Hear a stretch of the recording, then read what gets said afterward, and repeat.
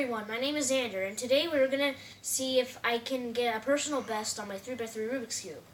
And my personal best now is 2 minutes and 5 seconds. Okay, let's get into this. I'm going to start the timer a bit. 3, 2, 1, go.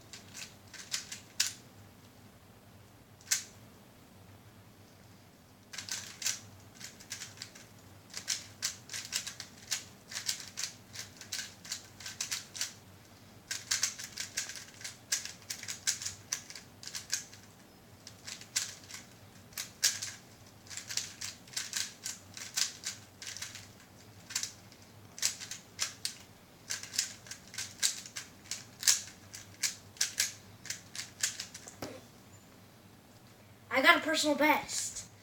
1 minute and 59 seconds. Okay, there you guys have it. Show the time. 1 minute and 59 seconds. Okay, there you guys have it. Comment, like, and subscribe, and turn on the notification bell for more. See you all next time.